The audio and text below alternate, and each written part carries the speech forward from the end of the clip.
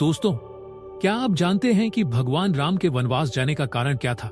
क्यों माता कैकेयी ने सिर्फ 14 वर्ष का वनवास मांगा?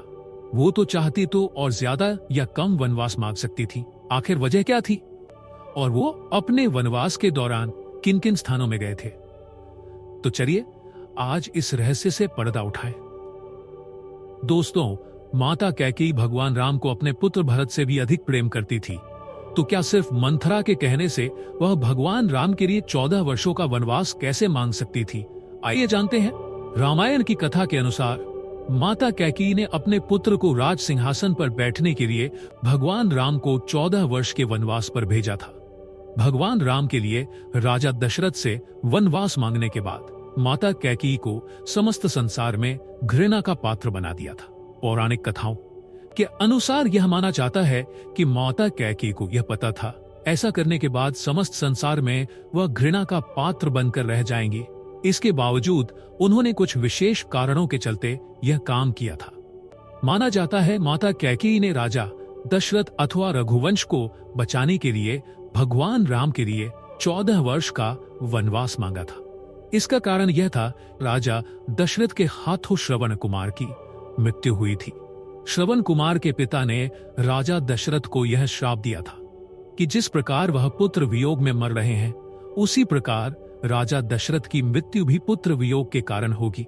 दरअसल रानी कैकेयी राजा अश्वपति की पुत्री थी और अश्वपति के राजपुरोहित श्रवण कुमार के पिता रतन ऋषि थे। रत्न ऋषि ने महारानी कैकेयी को बताया था कि राजा दशरथ की कोई भी संतान गद्दी पर नहीं बैठ पाएगी। साथ ही ज्योतिष गणना के अनुसार उन्होंने कहा कि राजा दशरथ की मृत्यु के बाद यदि 14 वर्षों से पहले कोई पुत्र गद्दी पर बैठेगा तो संपूर्ण रघुवंश का नाश हो जाएगा। रघुवंश को नाश से बचाने के लिए माता कैकेयी ने यह कठोर निर्णय लिया था, जिससे भगवान राम को वनवास जाना पड़ा।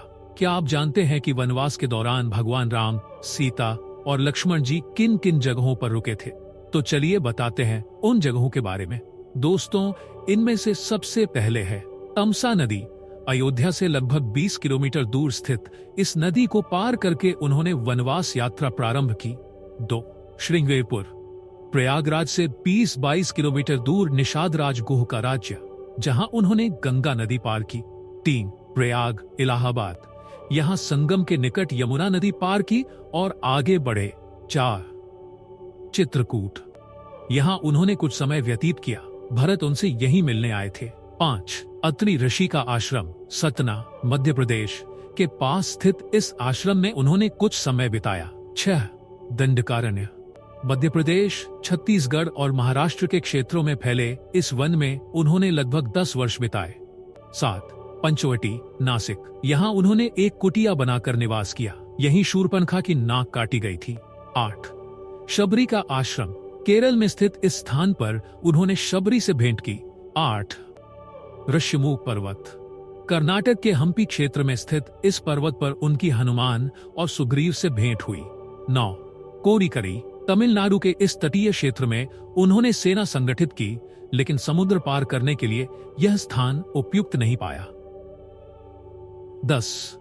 रामेश्वरम। यहां से उन्होंने लंका जाने के लिए सेतु निर्माण का निर्णय लिया। 11.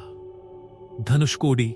यहां से लंका तक सेतु, राम सेतु का निर्माण किया गया। 12. लंका, श्रीलंका। यहां रावण का वध कर सीता माता को मुक्त कराया।